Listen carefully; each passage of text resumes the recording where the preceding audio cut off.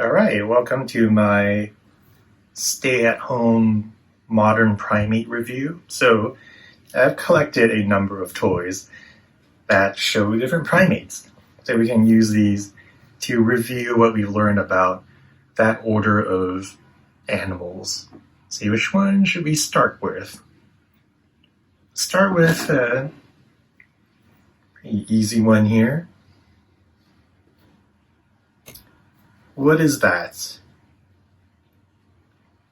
Well, we can go over the traits that we can see on this figure. It has very long arms. So you can see that the one reaching overhead, the right arm, and the shorter hind legs. And turn around. See a large round body. That's another clue. You can check out his butt. No tail. So that writing is not in the natural animal. So that should lead you to a pretty good conclusion. Longer arms than legs, no tail, muscular, wide body. That is a member of the hominids and the great apes in particular. Also check out other primate traits while we're here. Forward-facing eyes. His nostrils are narrow and downward-facing. They are not facing to the side, so we know this is a member of the catarrhines. And we learned that great apes are catarrhines, so that all makes sense. And also see the grasping hands and feet. See the feet there. Some kids are outside. So that you can see that grasping big toe, which we don't have. I'm not going to put my foot up there, but you can look at your foot. Our big toe points forward. But in other primates, it is in a grasping position, much like our thumb. So you can see my thumb for comparison. All right, so that's an orangutan and a male orangutan. But we won't get into that. I don't have a female orangutan figure to compare that to. Okay, let's go to the next one. What's this?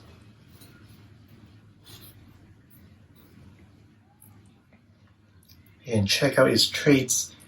The sculptor did emphasize those grasping hands and feet, so you wouldn't see traits like that on an animal like a dog or a cat. Raccoons are close. Raccoons have a hand which can hold stuff, but they have claws instead of nails. So you see the nails on that lemur with the hands and feet. Also look at from the side view. Has a pretty long snout, and maybe you could see that a little dog-like nose. So the general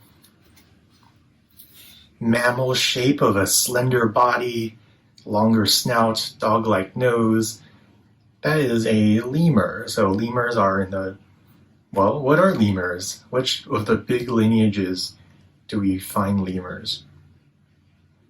They are in the prosimians. So remember, prosimians actually can be subdivided into 3 subgroups: the lemurs, the lorises, and the galagos. The lemurs are the ones that are more active in the daytime, there's always a few exceptions, but most lemurs are active in the daytime, and they're the ones with the longest snouts and oftentimes long bushy tails. And remember what type of communication is well studied in lemurs, which does not show up with humans or great apes. Right, that is the smell-based communication. Lemurs are the ones with smell fights, and that is partly how they use their tails. Their tails are adaptations in 2 ways. Can be used for balance when they're running up on trees and jumping from tree to tree. A lot of animals use their long tails like that. But also is a way to get their smells across. They rub their smells on their tails, and they wave their little tails around, and allows them to spread that smell out. So tails. A double adaptation, and that's explained by a lot of lemurs have really big bushy tails. But also to see the primate traits, forward-facing eyes, always have to point that out. Okay, next one. see, this is a pretty unique looking. So you've seen the one show up in the lectures, and my other reviews may recognize that blue and red face as belonging to a mandrill. So mandrill is the common name for that type of monkey, as gave away what narrowed down what lineage it was. But even the females are called mandrills. The mandrill is just not about man, but their common name. So mandrills, I mentioned, are monkeys, but that narrows us down to two of the monkey lineages, and two of the lineages we call monkeys. One of them are the New World monkeys, and the other one are the Old World monkeys. So how do you tell which type of monkey are you looking at? Well, if you said dental formula, that is a way, but not with this figure because his mouth is closed and is probably not that detailed. But maybe you said the other type, which is their nostrils. So I pointed it at you this way so you can have a look at the nostrils. So which nostrils are these? Are these wide side-facing nostrils, or are they narrow downward-facing nostrils? Those are pretty narrow. They're close together and they're looking right down the face. See, the eyes, they're pointed in the exact same direction as those nostrils. So these are narrow downward facing nostrils. So then what type of primate has narrow downward facing nostrils? That would be the catarrhines. The catarrhines, it literally means down nose. So it's talking about the type of nose that's narrow and looking forward. And so we've gotten that far. We're down to the catarrhines, but we have to go further. Catarrhines includes humans, and we aren't monkeys. So we have nostrils that are narrow and looking down our face. So we are catarrhines. But Old World monkeys have their own special name besides Old World monkeys, which is circumpificoid. So that is probably one of the tougher terms in this section. No one uses it. Old World monkeys is easier to say, so people use that more often. But circumpificoid is the group that covers all Old World monkeys, and there's subgroups, but we're not going to get into those. All right, so mandrill, one last thing is to confirm we're looking at a monkey. This is a specialized monkey that isn't so good at climbing trees anymore. They are more ground-based. So what type of locomotion is that? This mandrill is caught frozen in time, but is portraying a certain type of locomotion. What you see is four-footed, so quadrupedal, and it's on the ground. So this is big monkey, so it tends to be walking on the ground with 4 feet. So the word for ground here is terrestrial. So terrestrial quadrupedalism is what this monkey is doing. And one last thing to confirm, we're looking at a monkey. It does have a little tail. It doesn't have a big long tail like a lot of other monkeys, but it has a tail, so we know it's not an ape. It is a catarrhine who is not an ape or human, so we know that is a circumpificoid. Okay. Pick another good one to look at. How about this one? It's a pretty unusual looking one. See, what are the traits that stand out to you? Probably those really long arms, right? It's kind of hard to find a comfortable position for this type of primate a lot of times, like sitting on the ground, because his arms are so long. That is actually more specialized for living up in the trees and using locomotion in a certain way. So maybe get some more clues. We are looking at narrow downward facing nostrils, so we're within the catarrhines, but we can get further with our labeling. Now turning this around, we're trying to get a good look at the butt again, and see that there is no tail, very flattened butt there. So no tail. So this tells us that this is not an Old World monkey like the mandrill we just saw, but it is one of either one of the apes or human, tell you is not a human. So one of the apes, lesser ape or great ape. And remember how we sort out whether it's a lesser ape or a great ape. It is by how slender the body is. So lesser apes and great apes, they both have longer arms than legs, but lesser apes are called lesser apes because their body is more slender. They aren't as bulky as like the orangutan we saw at the start of this video. So this is a lesser ape. And remember, the term for lesser ape is hylobatid. This is a gibbon, so gibbons are one of the hylobatids, and they also have a favorite locomotion style that is different than other primates, as arm-based. So think of the vocab term for that, the arm-based primate locomotion. It is brachiation.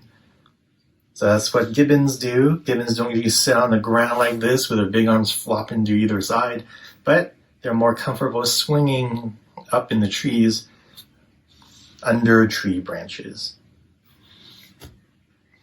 Let's see what else we got here. Oh, I'm particularly happy with this figure. How about this one? Let's see, what are some traits you would be looking for? First, to confirm it is a primate. I didn't put a figure of a rat or something in front of you.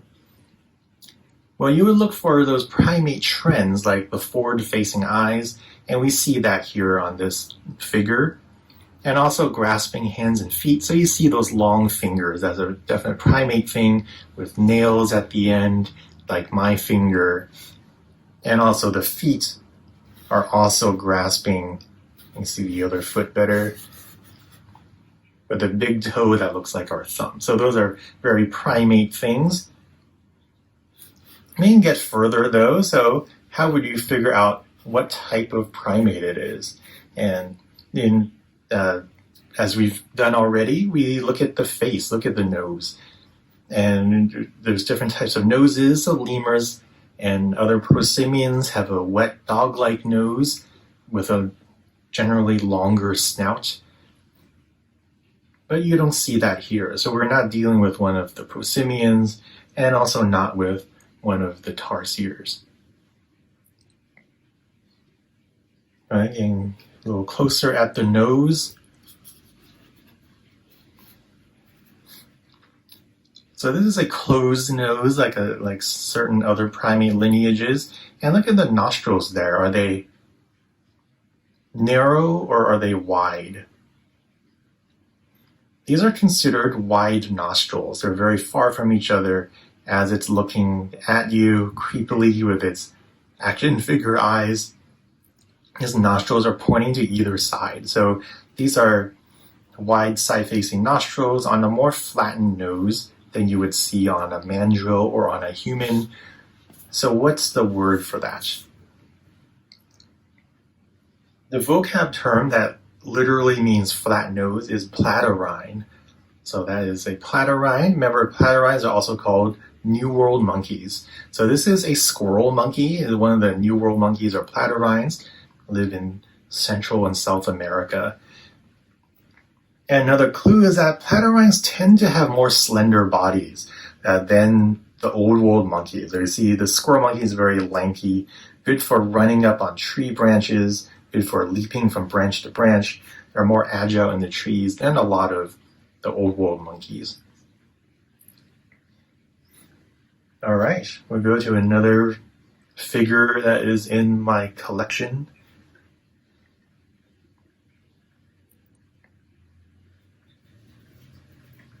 Just rubbing the dust off of them. They've been sitting in my room for a while. They're waiting for an office. One day when I'm a full-time instructor, I have my own office. And that's why I bought these figures for my future, but currently non-existent office. Okay, so what primate are we looking at this time? Looking at two primates, but of the same species. See some clues here. We can use Locomotion as a clue. This one is doing a certain type of locomotion as a favorite type, which is actually pretty uncommon for other primates to do. That this is a favorite type of certain groups, but really not done by any other primates. So this type of locomotion is called knuckle walking, is supporting its weight on those folded fingers on the arms, and so walking on their knuckles. So that narrows it down to certain primates where this is their favorite. And remember that both options are great apes. So we've narrowed it down to great apes already just by seeing how they're walking on their knuckles. And within the great apes, there's other lineages such as orangutans, but remember orangutans, we already saw one before. Orangutans are orange. So that is a quick way to identify an orangutan with a color photo. So this is not an orangutan now on the little stage. It's one of the other great apes. And just to confirm apeness, we can spin this figure around. See no tails. There's a bump there, but it's not a tail. Alright, so this is a common chimpanzee figure. So some ways to tell is a common chimpanzee, they tend to have, that infant shows this very well, like a peach cream colored type of skin that is common to them, though the adult here is shown with a grayer face with a little of that peach color. So, until it's a chimpanzee and not a gorilla because of its proportions, they both have longer arms than legs, but chimpanzees have a slightly less bulky body. And we'll see a gorilla later on, actually next, so you can compare that. All right, actually I gave away gorillas are next. So let's look at some gorilla figures. And you see this is an adult female gorilla with an infant, so a lot like the chimpanzee mother and infant. And the scale, yeah, I'll say the scale is around the same. You can see how much bulkier that female gorilla is. And gorillas do not have any peach or cream color skin at all, so another way to tell those apart with a color photo. And take out the chimp and put in a young chimp. So, well, gorilla life history is a little different than human life history. So let's say this younger one is probably maybe a child, if you can call it that, but maybe young juvenile would be a better term. That is independent, separated from mom, because mom is taking care of an even younger individual, an infant. So this gorilla is more independent now and bulking up. So being a gorilla of this size is pretty dangerous. Can't get a lot of gorilla respect, and they do live in a world of predators like leopards, so this gorilla is going to get big sooner compared to a human in the same life history period. Humans can take a break time, not really a break, a growth break, but a break to learn culture that great apes do not need as an adaptation, so they don't have it. Alright, so those were an adult female gorilla and some younger gorillas. I have a different scale figure of a adult male gorilla. So they aren't this big in comparison, but this is just a jumbo-sized gorilla figure. So you see the big male gorilla, very robust features. So I'm talking about robusticity, meaning extreme or rugged features. So the gorilla really shows that between males and females. Also, sexual dimorphism, another term from the forensics lecture that applies here. The males are much bigger than the females in terms of the sheer size and weight, but also the individual parts. The male gorilla just bulkier all around. See those ape proportions, longer arms than legs, always show knuckle walking when on all fours. So you confirm no tail on this. That's a pretty well-crafted rear end there. Turn this around. See that grasping foot too. A big big toe that is out the side that can flex in and meet the other fingers and be opposable with the other fingers to hold on to supports, hold on to other things, food, and doesn't have to hold his food with his hands like we do. Can use a foot for that if it's using its arms for climbing. Okay, got just a few more to show you.